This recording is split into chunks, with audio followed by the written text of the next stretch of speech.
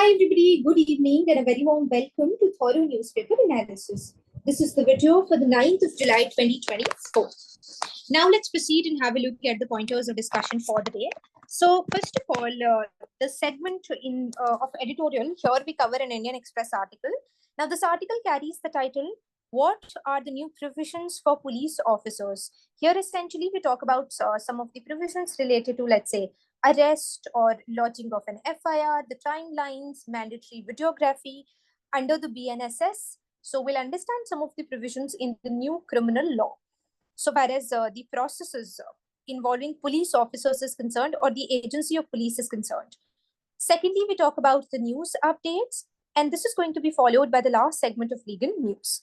So with that in mind, let's proceed further and let's have a look at this article, and let's start with the title of it at the very outset. So what are the new provisions for police officers? Let's have a look at the context of it.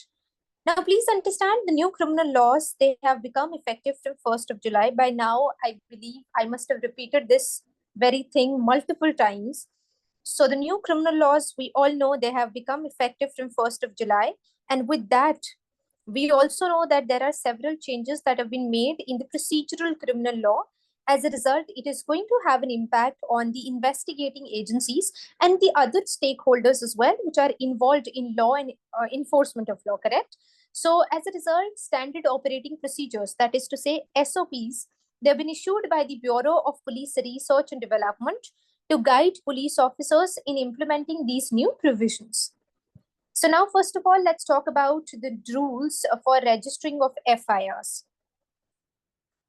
Now, please understand the police officer in charge of the police station, or to say an SHO, cannot refuse to register an FIR on the basis of lack of jurisdiction or disputed jurisdiction. Now, suppose, for instance, the crime took place at place A, and you're lodging an FIR in place B, which does not have any sort of connection with the offense or any other aspect which gives the police station a jurisdiction. So the police station B does not have jurisdiction at all, but you go there, you give the information to the officer in charge of a police station. Now here, the SHO cannot refuse to register your information on the ground that, sorry, I do not have the jurisdiction. So what can be done here is something called the concept of zero FIR. So he's legally bound to register this piece of information and then transfer it to the respective police station. Now, a question may arise in your mind as to, this is a concept that we've heard before as well. So what's new here? So though this practice was followed earlier too, but the Bharatiya Nagrik Suraksha Sanhita, which is the BNSS, the law akin to CRPC, it now has a direct provision in this regard. And that provision is section 173. We have already discussed a portion of it in one of our previous TNAs, where we talked about how, there is a certain timeline which is given to the police officers that, within so and so time, you can, if need be, conduct a preliminary inquiry before lodging an FIR, and it is not mandatory as such to do so right away on the disclosure of information which says that there is commission of a cognizable offense. So this we've already discussed. So please understand the concerned provision here is 173. Then non-registration of FIRs may attract penal actions under various sections as well. Additionally, while information can be given orally or in writing, and this was the position earlier as well under section 154 CRPC, but now it may also be given by electronic means, which is to be taken on record by the officer in charge of a police station if it is signed within 3 days by the informant. That is to say, the person who is giving this piece of information. While no one can stop a police officer from inquiring into the information immediately, if it is of a sensitive nature, the electronic mode by which the information may be given, it may be decided by the agencies such as the Crime and the Criminal Tracking Network and Systems portal, the police website, or officially published email IDs. Now let's talk about the second aspect, which is about mandatory videography. Now, if you're familiar with CRPC, you would know that there are certain provisions in the CRPC which require that there should be mandatory videography of certain processes. Let's say, recording of statement when the informant or the victim is physically or mentally disabled. So there were certain provisions, but now videography is made mandatory in a lot of processes. So the BNSS it mandates videography during a search which is conducted by the police under Section 185, search of the scene of crime under Section 176, or of the process of conducting a search of a place or taking possession of any property under Section 105. Since these are mandatory provisions, so if there is any negligence on part of the police, it may benefit the accused persons. Therefore, the investigating officers, the IOs, they must be provided with the electronic devices and proper training as well to discharge such sort of functions. So there is a cloud-based mobile application which is called eSaksha. It has been designed by the National Informatics Center for enforcement agencies, which allows capturing multiple photos and videos. Additionally, the photographs of witnesses and selfies of these investigating officers, it may be captured by this app. Each item, be it the photo or the video, it is geotagged and time stamped as well. Now, this is done to ensure the integrity of data and to make sure that there is no coloring or tempering with the same. Since eSaksha, it is an initiative under the Interoperable Criminal Justice System, this data will be available to other agencies as well. Just for example, the judiciary, prosecution, and cyber forensics experts. Now let's talk about the changes or the rules regarding arrest.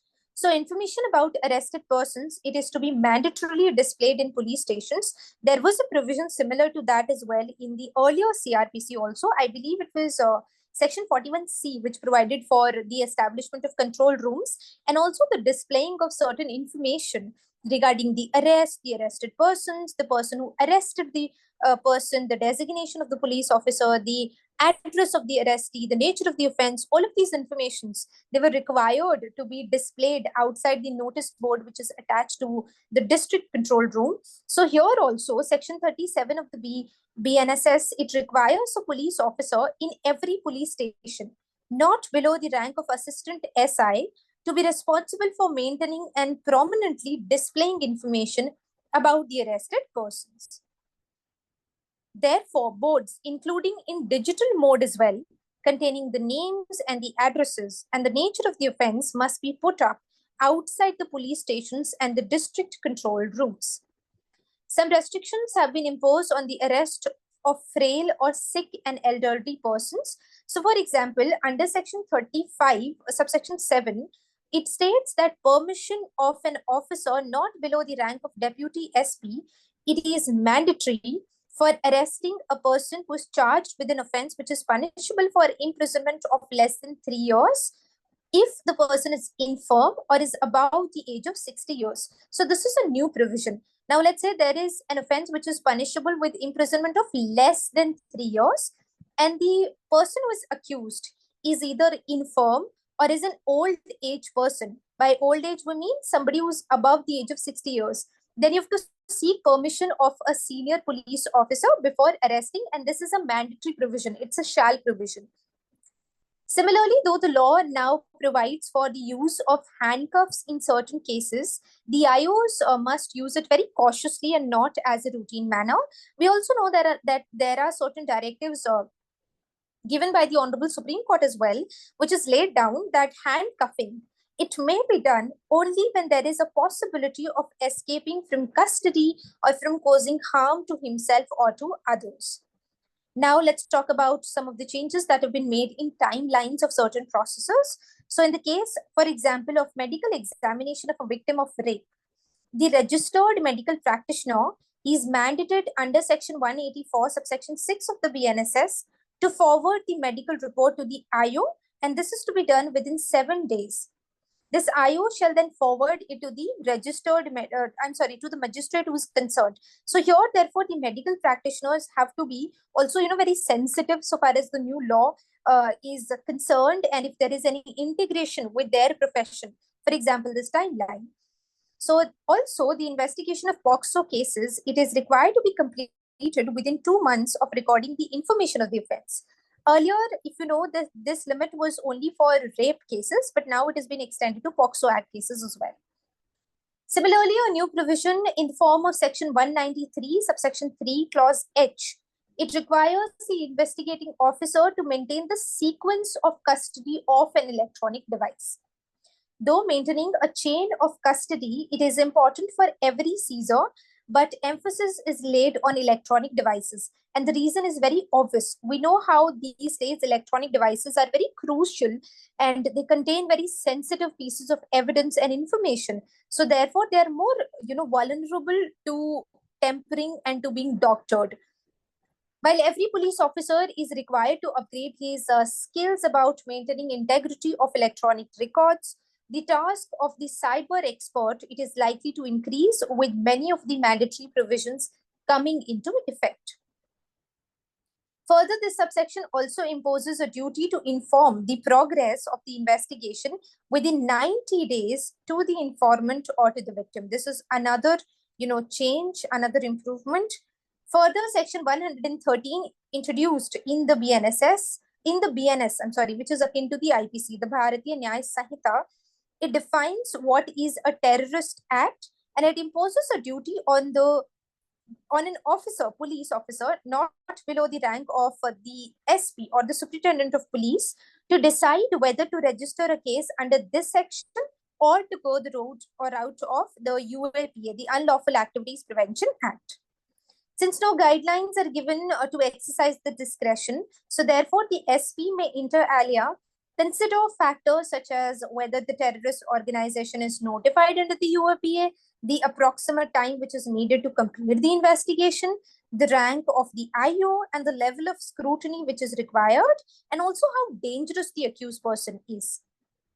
So with that, now we proceed to the national news, and this is the first update. We've already covered this update, but back then we saw that this, launch will be taking place in the month of June or July, I believe. So hence the update is here.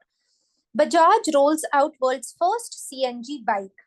Bajaj Auto Limited, it launched the world's first CNG motorcycle in India called the Freedom.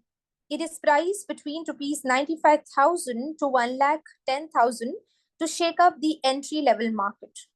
The company also urged the government to reduce the GST on two-wheelers from 28% to 12%. RBI slaps rupees 1.32 crore monetary penalty on PNB. So the Reserve Bank of India, it has imposed a monetary penalty of rupees 131.80 lakh on Punjab National Bank, and this is for non-compliance with its directions which were issued on loans and advances and the KYC procedure, which is Know Your Customers.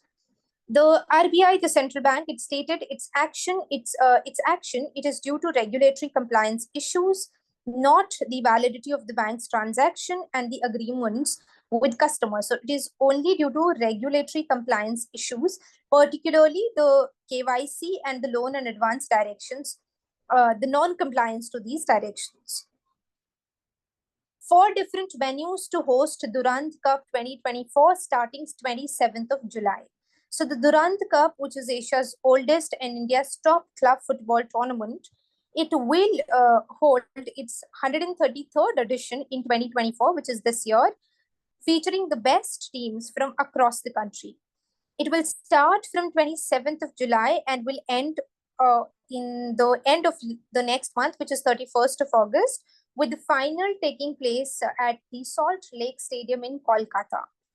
So it will be hosted in Kolkata, Kozrazar, Jamshedpur, and Shillong to engage more fans and showcase diverse football cultures across the country. Now, this is brought us to the international news, and the first update is from Iran. This is about a major shift in power. So, Masoud Pezeshkian, he won Iran's presidential election, defeating his hardline rival during a time of high domestic and international tensions. He was elected in a second round of voting after securing the highest number of ballots in the first round ahead of his contender. Oman Air wins the 7th Best Airline Staff Award at Skytrax 2024. Oman Air, it has been named the best airline staff in the Middle East at the Skytrax 2024 World Airline Awards. World's oldest cave painting, it is discovered in Indonesia. Australian and Indonesian scientists have discovered the earliest known figurative cave art painting on the Indonesian island, which is called Sulawesi. The painting of a wild pig and three human-like figures, it is at least 51,200 years old, which is more than 5,000 years older than the previous oldest cave art. Now, with this, we come to the legal update segment, and this is an update from the Supreme Court. The name of this case is Kush Kalra versus Union of India and another. So here, interestingly, if you've been following the news or the legal news, you would know that there was a challenge before the Supreme Court against Section 64 of the CRPC. And the reason was because here it was stated that, the summons could be taken or received by an adult male member. So suppose summons has been issued against an ex-person, correct? Now the serving officer went to his house, the known address, but this person was not available there. But his father, who was a person residing with him, he was available there. So the father is what? An adult male member, correct? So Section 64, according to it, the summon could be left with the father, the adult male member of the person summoned. So there was a challenge against this provision on the ground that because it just mentions that it has to be adult male member. So it is discriminatory. But now the BNSS has made certain changes which rendered this challenge infructuous. Let's talk about the challenge and also the change that has been made in the BNSS. So the Supreme Court has closed a petition which challenged a gender discriminatory provision in the CRPC, and this provision is Section 64. And why the Supreme Court has closed this petition? By taking note of the fact that the statute's replacement, which is the BNSS, the Bharatiya Nagrik Suraksha Sanhita, it has removed this provision. So this petition essentially challenged Section 64 of the CRPC. Section 64 read as, where the person summoned cannot, by the exercise of due diligence, be found. So the person X, in our example, it cannot be found, then the summon may be served by leaving one of the duplicates for him, for the person X, with some adult male member of his family who's residing with him. So in our case, our example, the father of the person X who was summoned. Now, this section, it was challenged on the ground that the said section, it discriminated against women by treating female members of a family incapable of accepting summons on behalf of the person who is summoned.